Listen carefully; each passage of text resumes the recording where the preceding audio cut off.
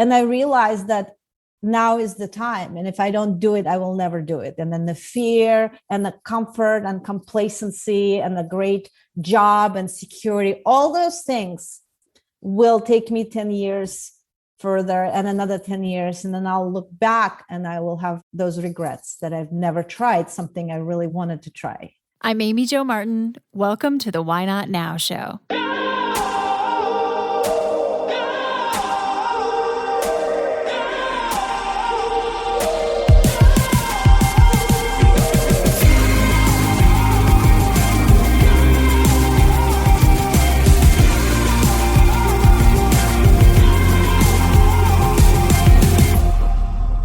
You know that thing you've been thinking about doing?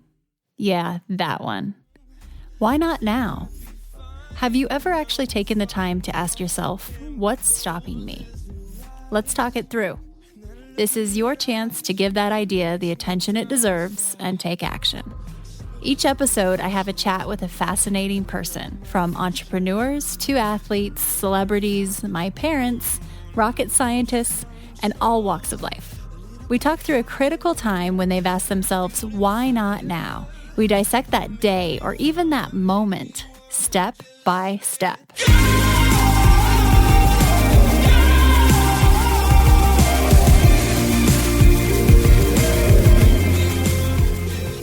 Liya Sharif is on the show today. She's a friend of mine.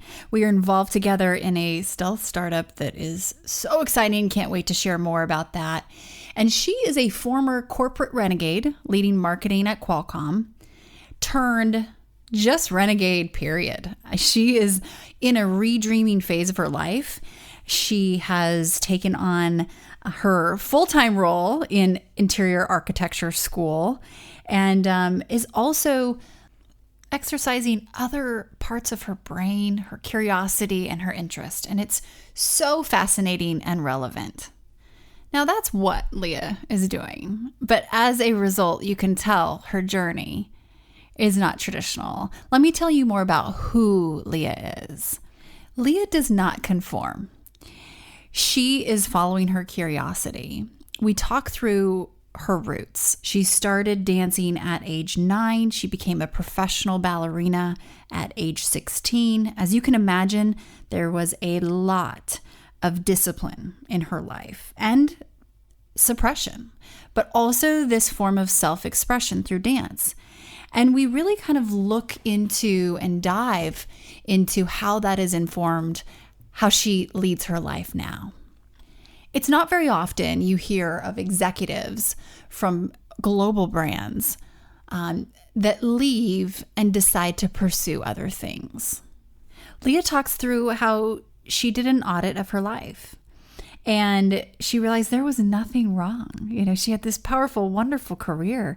Everybody, supports and celebrates us when we reach these heights that appear to be societal wins.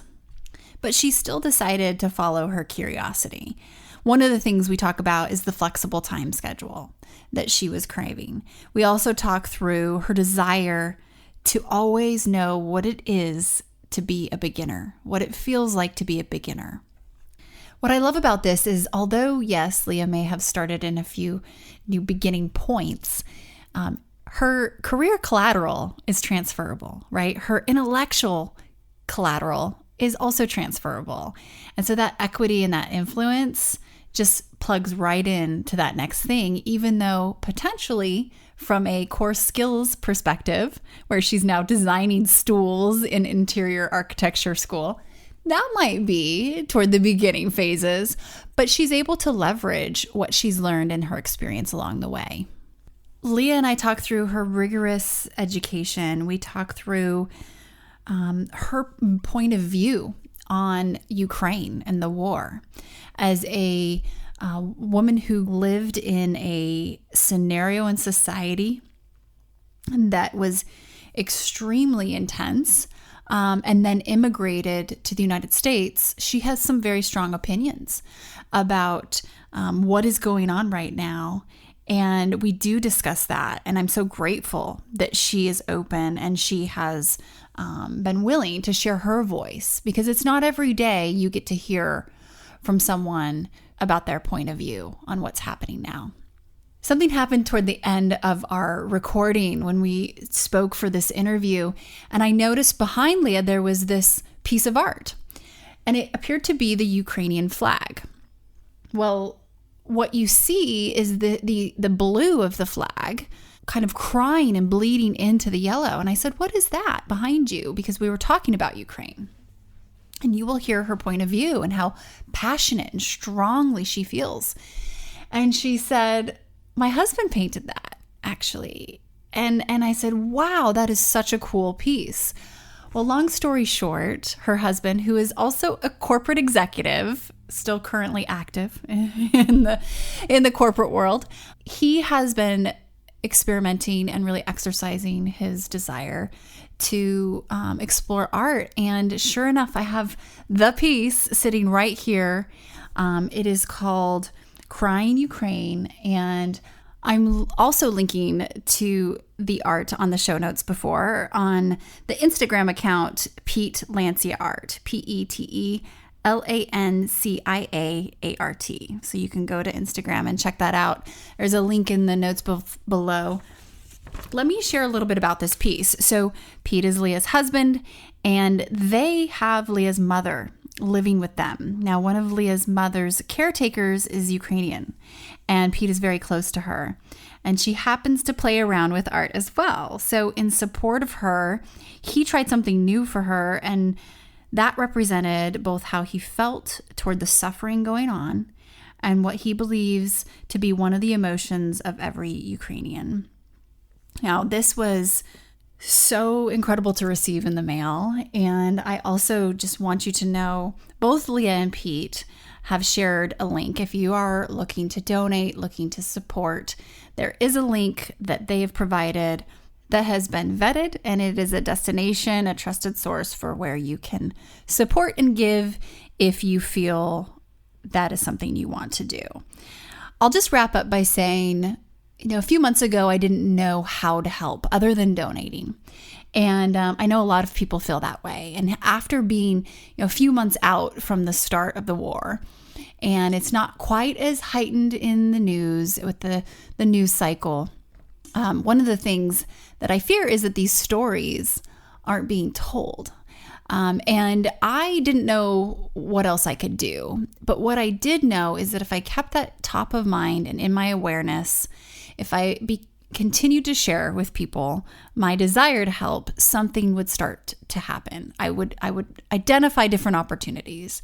And that's exactly what's happened in multiple different occasions. I now have at least 3 very unique, specific situations that have surfaced as a result of just talking about the desire to help and being connected with different individuals in different ways. So if that is something that you also feel, I just encourage you to share with your friends and family. You can share on social that you want to be helpful.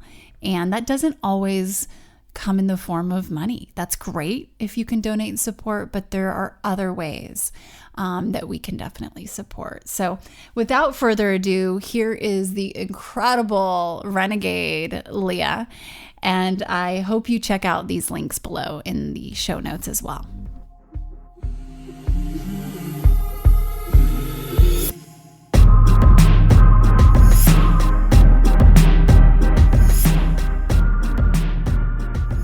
As many of you know, I'm a huge advocate for Dell Technologies, for the brand, for what they stand for how they operate, and their impact in the world. I'm fortunate, along with the rest of the Renegade team, to have an inside look at their culture, to work with them pretty intimately. And I can tell you this company and their leaders walk the talk. You can learn more about Dell Small Business by following @DellSmallBiz on Instagram and Twitter. And specifically for female founders and entrepreneurs, the Dell Women's Entrepreneur Network, or DWEN as we call it, is running their Dream Tech contest, where your entrepreneurial story could win up to $40,000 in Dell Tech. Applications are open now. You can head to dwen.com/AmyJo. That's DWEN.com/AmyJo. And you can learn about everything and apply. Liya, thank you so much for joining me today. I've been looking forward to this. And in the spirit of why not now, can you tell me about a time when you had a big decision to make and you had to ask yourself, why not now? We'll dissect that day, minute, hour, season, and really understand how you went from idea to action. Wonderful. Hi, Amy Jo. It's great to see you. You look beautiful, as always. There were multiple times in my life that I've been asking that question because I realized when you invited me to this podcast is that my entire life has been about why not now moments. And it really stems from probably just how I think and how I function. It's really all about this process of continual renewal, which drives creativity, which drives ideas, which drives youthfulness and all sorts of things in life that make me really excited. But most importantly, it's about continuous growth and learning. So I'm a lifelong learner. And it's not always about education or learning something new. It can be really a massive life change transition, and it can be a very difficult transition. But again, at the end of the journey, it brings you to something really special and an experience that you cherish. So my last why not now moment, which I'm going to touch on because it's a later life transition, several chapters of life as always for all of us, but this is the most recent one, has been around leaving corporate world and stepping out from a really powerful, wonderful career, which I loved, people that I loved, company that I loved, all those things that made me successful in that domain. And standing back, leaning back, and thinking about what it is I'm passionate about in the next phase of my life, and doing kind of audit of my life. And that why not now was about leaving the corporate world right now, taking kind of a hopefully sometimes sabbatical, and going back to school at my age, which is not always easy to do. It's a completely new field, and just pursuing a passion around design. I'm currently in the interior architecture school here in San Diego, full-time, studying interior design. I'm super passionate about creative fields. I've always been close to art and performing arts in particular. But this is a new field, and I made a huge leap. I mean, I just left. Obviously, I have a great support structure. I'm very fortunate with my husband, who agreed to this aventure, like we would call it, and move on and try that out for a couple of years and see where it takes me. But I'm learning completely new field from zero. I'm a beginner. I'm a beginner again. It's kind of like, it's like a Zen moment. What does it mean to be a beginner? It's letting go of ego, letting go of everything you know, leaving behind everything you knew, and then starting over at a kind of later stage in life. So that was my why not now during COVID. So we'll see where it takes us, whether it's good or bad, but that's where we are. That's where I am. Oh, I cannot wait to hop into this more. So you started, Liya, by talking about continual renewal and that continuous renewal. And I'd like to let's just shelve what the very next step was when you decided to leave the corporate world in this very prestigious and successful position that you were happy with, and what you ended up doing next, because I want to go back there. But there is a cyclical trend here in your life where you've been doing this all your life. And if we could connect the dots and backtrack to your childhood, for those listening, so they can catch up and hear about this continual renewal, that's not a new thing for you. But as you mentioned, it constantly puts you back into those beginner shoes. Can you talk a little bit about your roots and where this passion for driving creativity, ideas, that continuous renewal around youthfulness and learning kind of stemmed from, and how you got started? Because it's such a fascinating story. Yeah.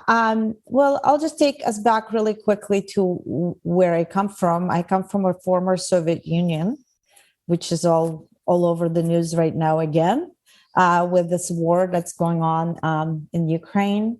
But I was the last generation of the Soviet Union people who were sort of at the tail end of everything that was going on there before the wall came down in 1989.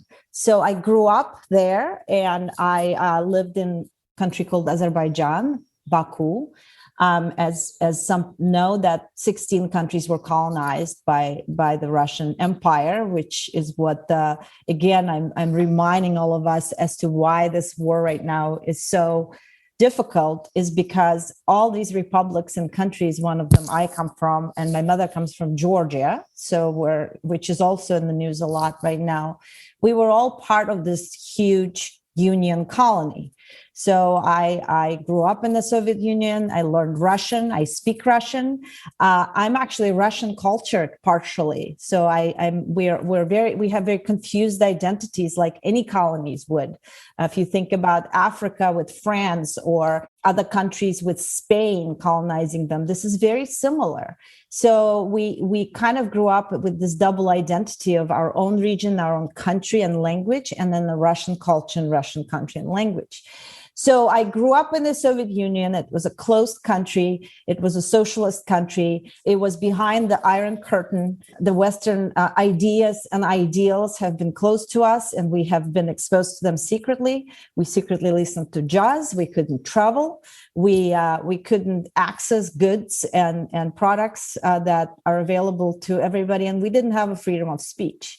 So everything that comes with being behind the Iron Curtain was part of my first why not now moment, and realizing that I needed more freedom. Women were suppressed, the ideas were suppressed, the creativity were suppressed. However, parallel with that, that system had wonderful education and allowed people to train and exceed and excel, because the Soviet culture was always about being first and being ahead.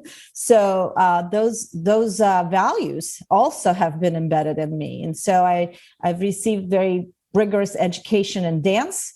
I was a professional dancer at 16.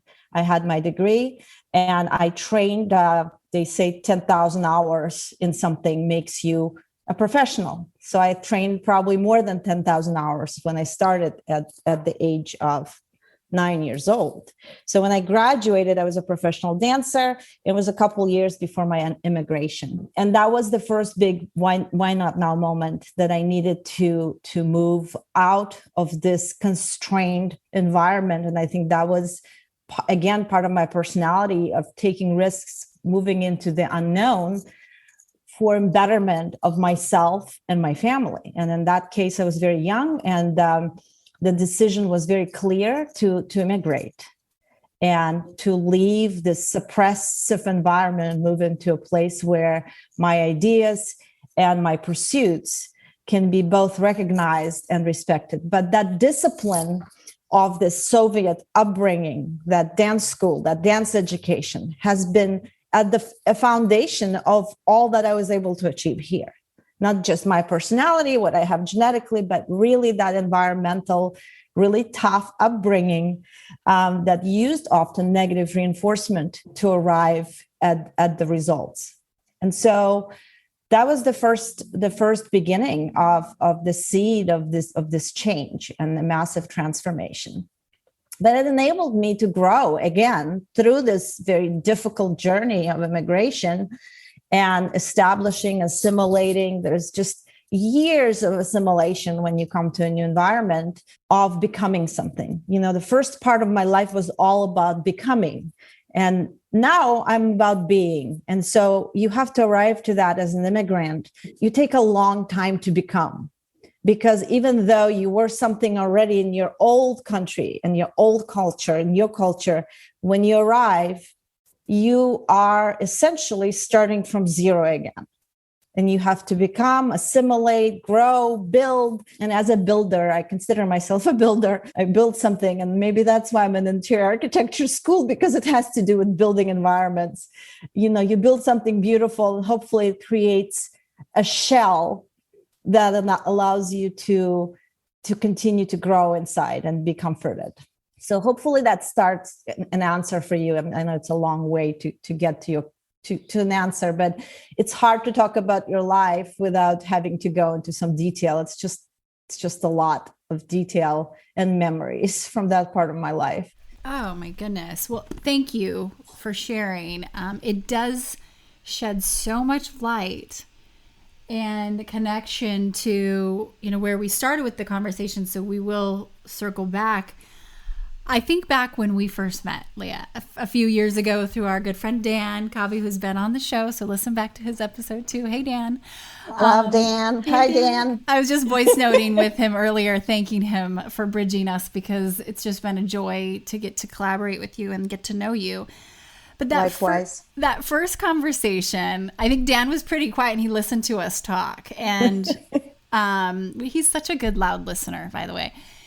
And you were still on that corporate side of the fence, and we talked about dance almost the whole time, I think, because it was this, this connection we both shared, but I was fascinated by your story and how that may play, it's clearly played a role in all of your life, but how it continues to surface in different ways, what you learned. It seems to have a passion for that expression, that creativity, that self-expression, and it makes so much sense now as I think it through, because there was this suppression, but then also this outlet with dance, which I'm sure had of course incredible discipline, but it was a self-expression vehicle. And so it's just kind of it's all clicking when you, and then talking about just immigration is there's so much similarities in startup. You were starting from zero, have nothing, right? Everything is new. And we always talk about in business that 0 to 1 is the hardest part, right? Most people don't get there. And then the 1 to 100, plenty of books and people have talked about this. But it's in your DNA to innovate. So what has dance taught you that you're using today, now that you are probably exercising the most freedom you've felt, yet at the same time with a beginner's mind and starting new things? Yeah, I think that the two really pivotal things that dance has developed in me is one is discipline. The discipline of getting to the basics every single day, every single moment when you stand to the bar in a dance class, whether you are in level 1 or in level 15, by the time you accomplish your education in dance, you begin with the same basic technique, which is very rigorous, but also can be very mundane, right? It's not that exciting. It's not always creative. What you express later on stage is not what you do in class. In class, you do repetitive, rigorous, daily exercises that increase with complexity over time. This is very similar to a startup.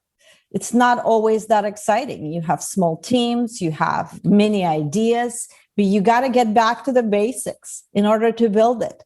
Do you have a great idea? Does it have market that can absorb it? All those things. And so it's around that daily discipline that my life has been about, regardless of what I do. And it also gives me kind of this dual capacity, on one end being extremely disciplined and focused, on another end being expressive and creative. And that's what dance gives you. You become both. We often hear about people who are, really detailed and really focused, but maybe they're not as creative or strategic, and vice versa, where dance gives you capacity to expand into these both domains, being very disciplined, meticulous, moving step by step into something. And on the other hand, it allows you to make a huge leap, bypassing all the steps and becoming very nonlinear and very creative in the ways you approach life or an idea or a problem. And I think it rewires your brain for life. I have several people I know who are former dancers, ballet dancers. It's very specific to ballet, in my view, who have been trained the way I have been, and then they ended up in business, similarly to my story, women. And somehow they have been successful because I think they bring this unconventional way of thinking into the business environment. My first mentor in the United States, I'll quickly tell you a story because it's an important story of my life. He was an amazing mentor, hired me out of school here in America. I still had poor English and was just starting. And he learned about me. I was introduced. He was running a business in San Diego. And when he learned that I was a Russian ballerina, he immediately hired me, which was really interesting. He went to Harvard and he said that he heard that people who are trained in Russian ballet can actually accomplish a lot because of the way they were trained, the rigorous training, et cetera. So that's how I got my first business job in the US, by this man recognizing that I had something that others may not have by the virtue of this training. Oh, 100%. I imagine like your operating system and thinking about dance, it's constant focus and flow, that non-linear and the immaculate, articulate, like absolute discipline that you must have, right, and rigor, which makes a lot of sense knowing, having, gotten to know you a little bit better. So when we circle back to today, Liya, and where you sit now, which is much different than a corporate environment. I mean, most people are in different environments, even when you're still in corporate right now, because of the dynamics of the future of work and everything. But your days, how do they feel different from before? What is the biggest difference in your actual tangible day? Well, a couple of differences. One is more flexible, just time schedule. It's not a 9 to 5 job.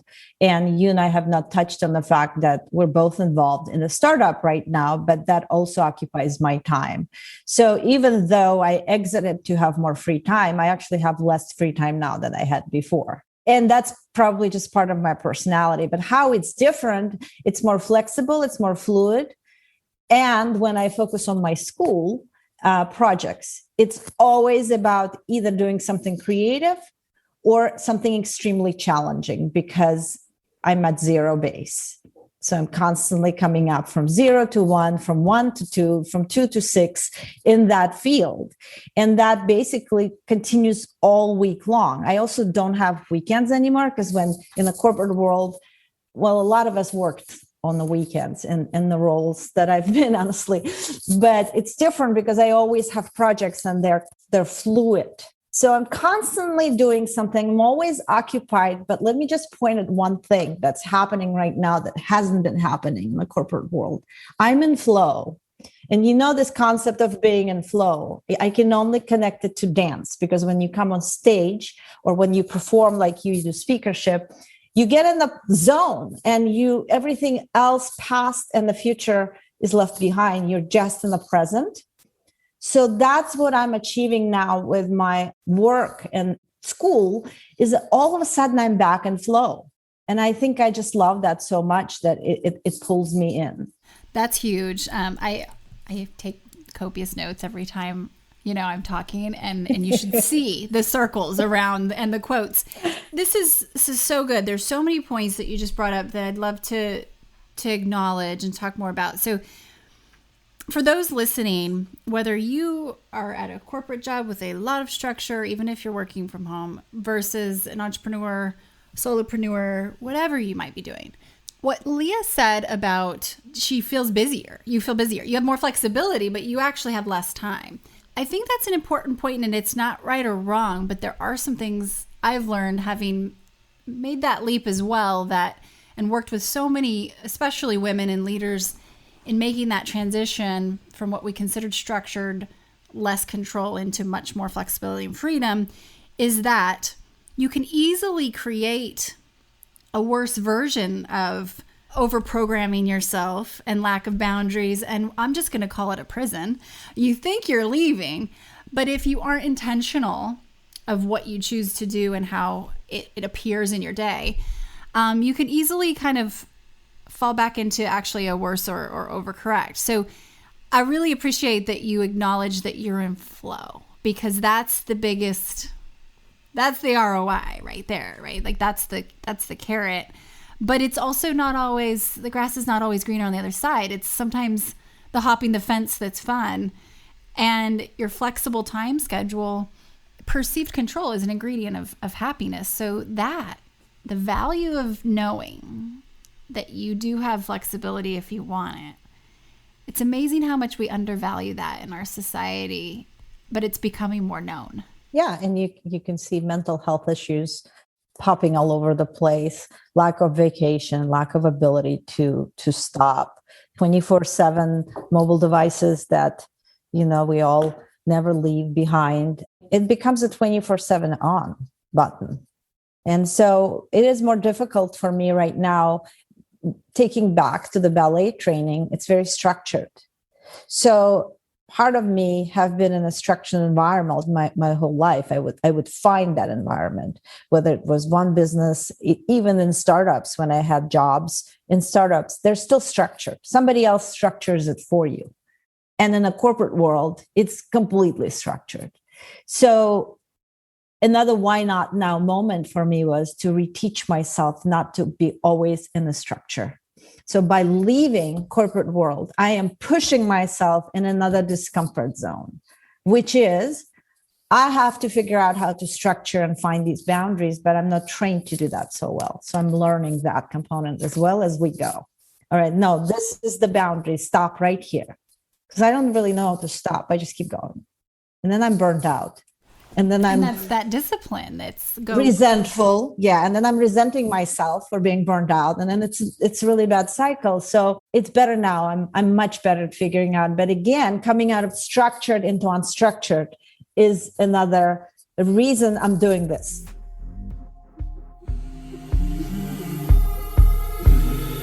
We're going to take a quick break and we'll be right back.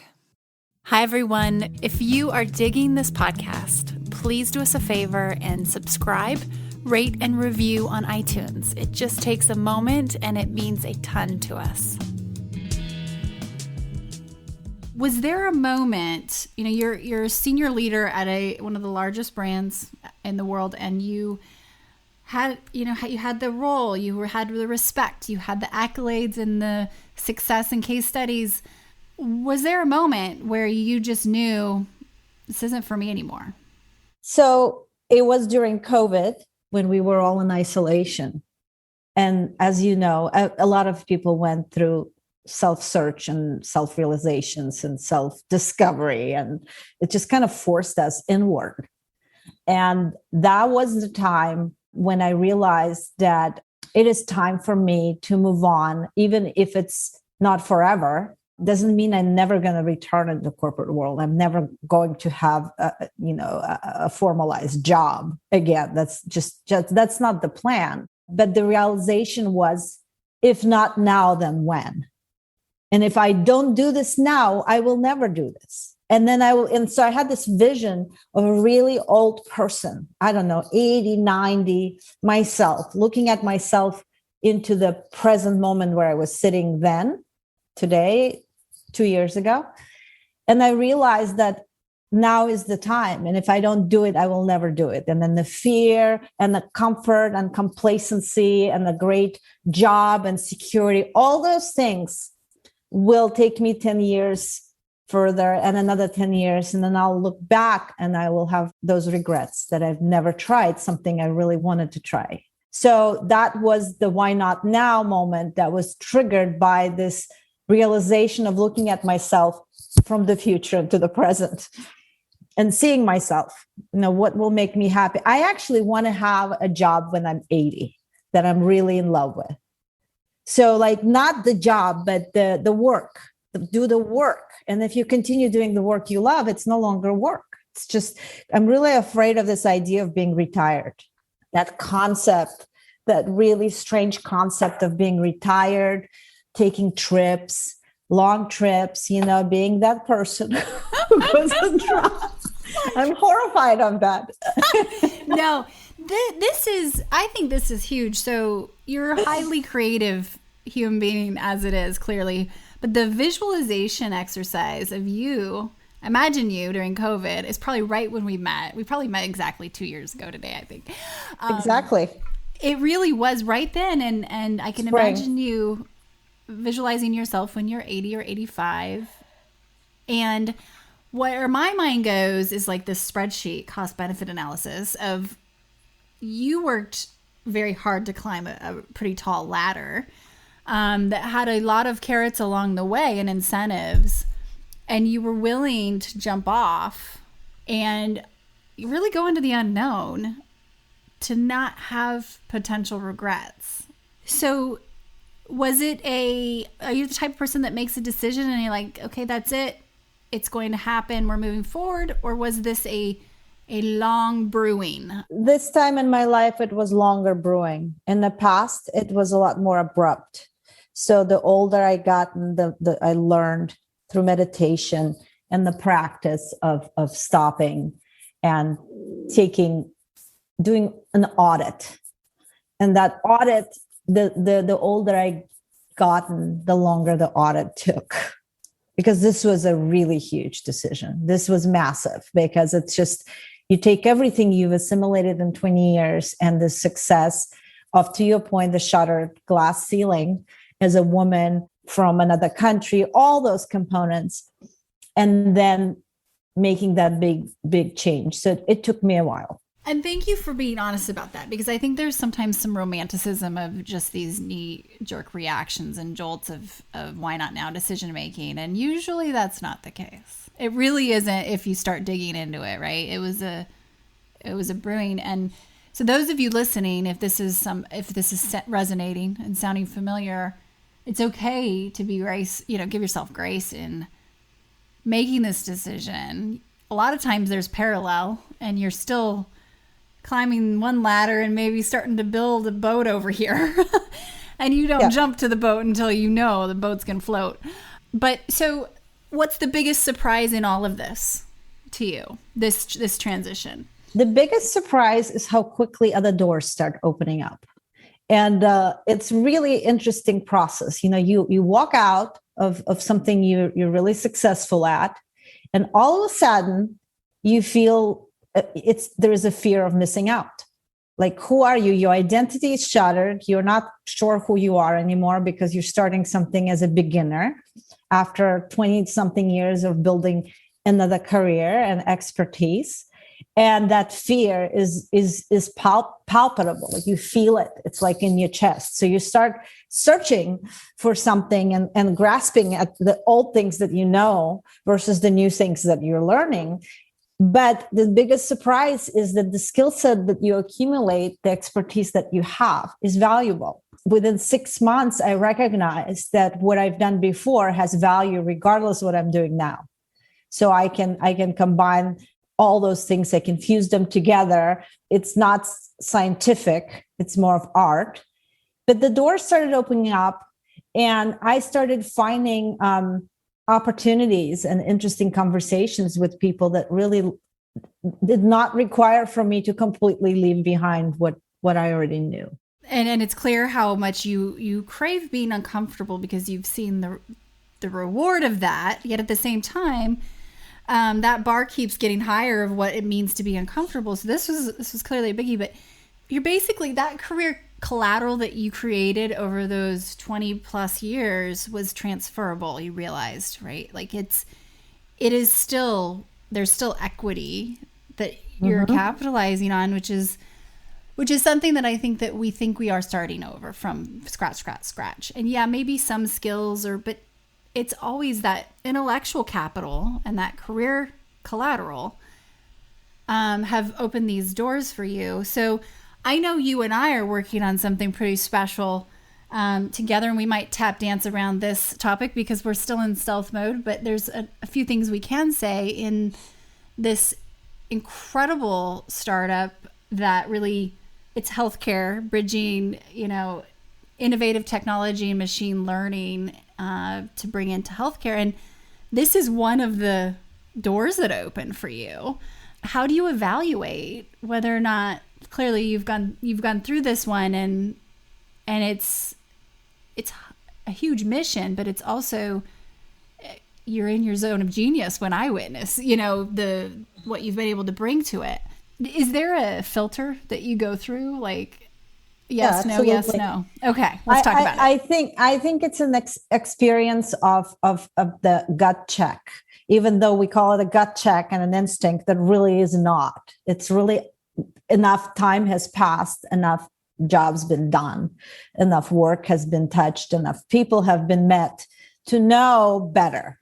And so when you see a combination of a purposeful brand or a purposeful company, and for me, again, as I exited a corporate world, the decision was also when I next engaged with any company or any field or any endeavor, it will have to have a purpose that really brings meaning to humanity. And I don't mean to be pompous here. This is really around me arriving at the place where I only want to do work that is really purposeful in the areas that can impact people long term. And so that was one filter. This company that you and I are both involved with has been concerned about the black box of healthcare and realizing the potential of helping people find answers that they currently cannot. So that's one filter. The second filter is just instinctually understanding who is involved. You got to work with people who have been winning before and failing in the right way and learn from that. And so in this case, it definitely has that combination of amazing experience, combined experience between the board and the founders. Board, you are one of them, clearly.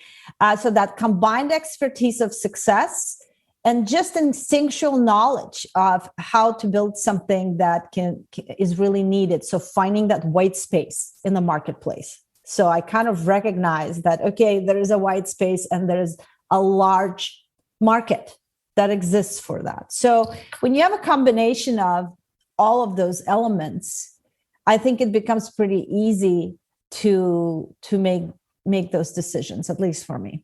The filters that you just shared, they really could be applied, first of all, if you're in a similar spot, find your filters, right? We need some guardrails or some sort of calculus that you're going to weigh decisions off of, and like when doors open, whether or not to walk through. At Renegade, we often talk about flirting with ideas and dating them. And that, and even if it refers to, like you said, that white space, being able to experiment and learn and iterate.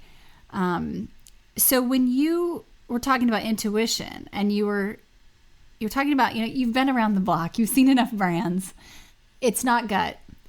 I was thinking about the fact that, our intuition is really, it's of course data as well. So you've been training for this moment really hard, especially starting at age 9, for listening to your own intuition. And if we just remove business for a moment, what are some of the things and cues that inform you of what your intuition is telling you? I think it's patterning of some sort. I have a good sense of how to look at patterns that are repeating, whether they failing patterns or succeeding patterns. And again, bringing it back to dance, when you reach the high level of complexity in that field, you perform very difficult patterns. So to me, I think my instinctual sense and also my analytical side always fight with another. On one end, I have a quick response, but I think it is based on ability mentally to pattern things really fast and then arrive to an answer. I might think it's an instinct, but I don't think it is. I think it actually is a trained over time wisdom that your mind serves you. It's like a program, it just serves you up an answer. And then you weigh the answer against all these different odds. But I do think it's around a certain way of seeing patterns. Which is interesting because, we're involved in some machine learning and AI. There's a lot of that way that it's wired. Innovation, and getting uncomfortable, leveraging adversity, it's all related. You clearly have a thread of that through your life. I know that you've been a champion for inclusion, diversity, programs for women, and maybe you could give some advice for women on how to to be brave and courageous in situations where they're wanting to drive their ideas forward. I just recently, actually yesterday, had a woman in Renegade. Her company will be, there will be a transaction in the next year or so, and it's private equity owned, and she is the only female on the executive team. And there's a situation where she does hold her own, but she's also not feeling at the moment that she's breaking through with her ideas and driving them forward. So what advice would you give women? Flipping the narrative. Okay. The narrative is that I'm the victim and I'm in the room alone with all these males. And I'm not referring to the person you have mentioned, but I have been in those situations many times. I've often been alone in the room. I'm a tech marketer. I come from technology. And so majority, it is male dominated at the executive levels, right? So flipping the narrative from being a victim of being the only and potentially not recognized to being incredibly powerful because you are the only. So think about it. The power that we have being the only in the room is actually recognized by those with us in the room.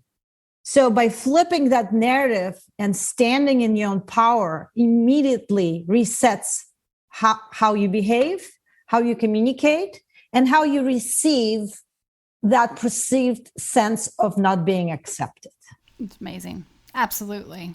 So for me, it really worked. And when I speak with younger women who are uncomfortable walking into the room full of other gender, I tell them to feel the opposite, to feel that when they walk into the room, they bring power into the room.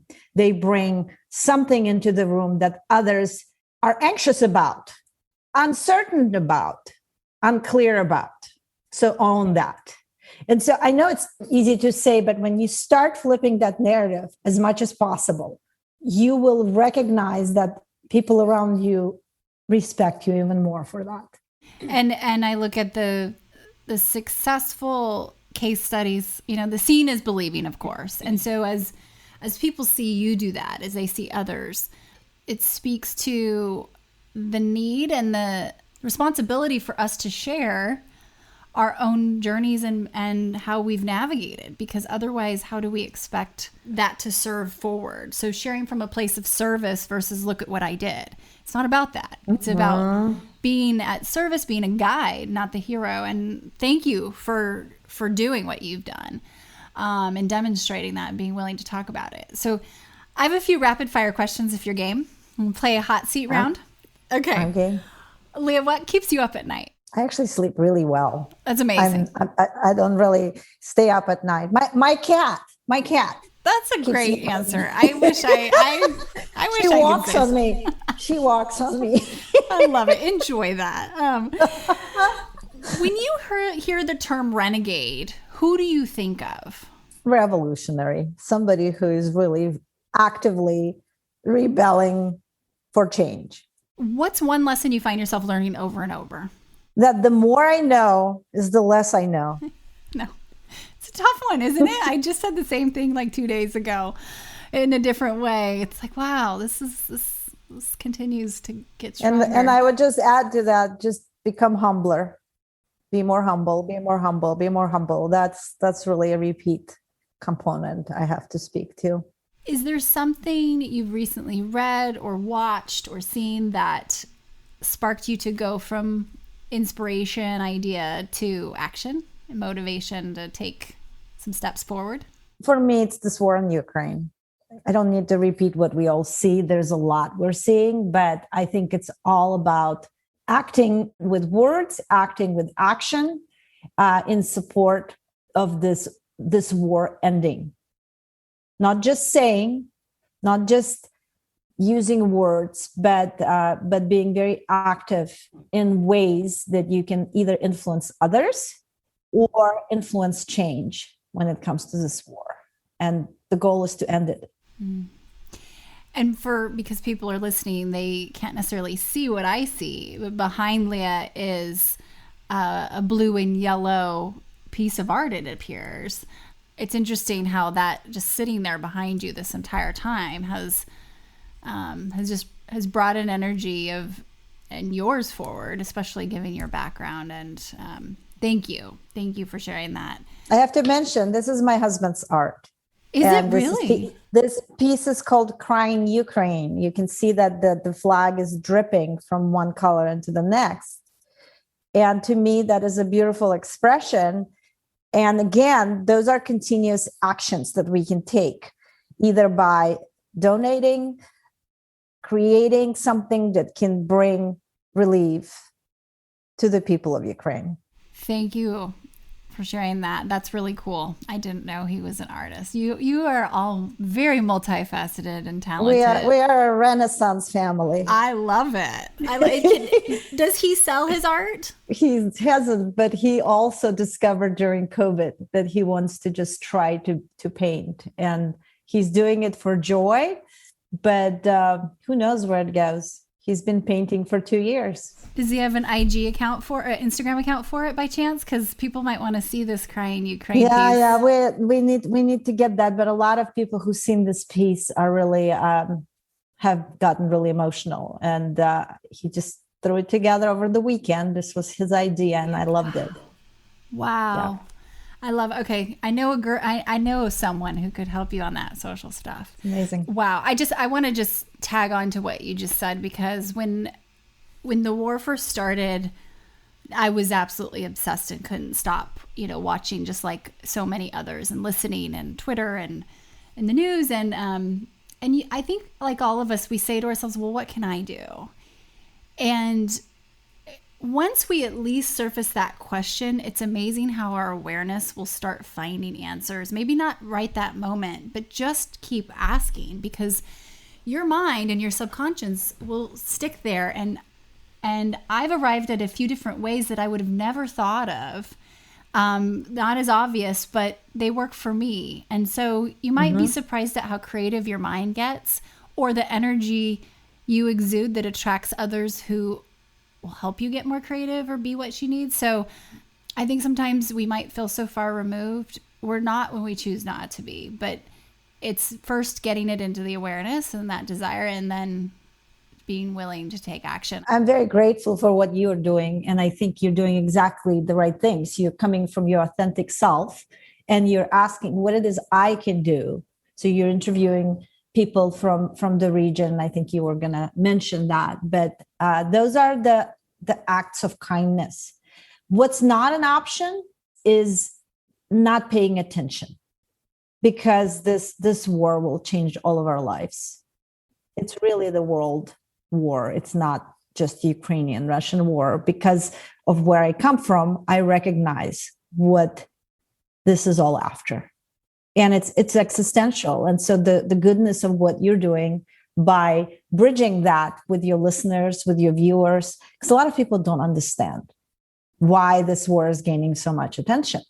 I think we all have different assets and resources and levers we can pull, and we just have to be willing to figure out what they are. And they all look so differently. And couldn't agree more.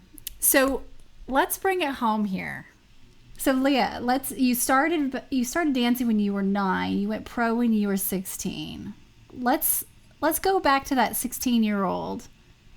And here you are. You described the situation. You're standing at the bar. If you could go back and say something to her right now, what would you say? You're accepted. Don't be afraid. You are good enough. You're just good enough.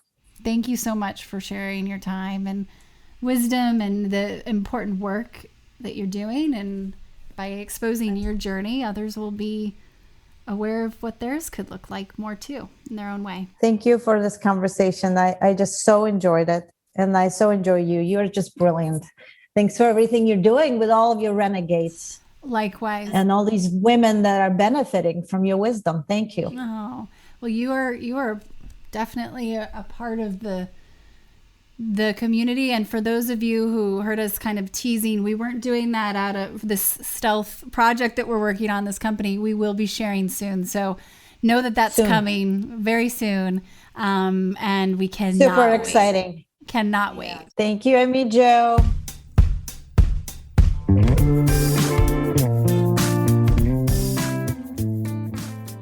Hey everyone, thanks for listening to the show. Hit me up on social media to let me know what you think. I'm at Amy Jo Martin on Twitter, Facebook, Instagram, and LinkedIn. And I want to hear your Why Not Now moments so I can share them on the show. Just send me a note to whynotnow@amyjomartin.com. For show notes and other offers, you can visit amyjomartin.com/whynotnow. And while you're there, don't forget to sign up for my email newsletter for exclusive content and announcements. A big thanks to Rock Salt Music for all of the tunes by the talented John Coggins. And of course, a hat tip to Richard Brewer for editing and producing the show.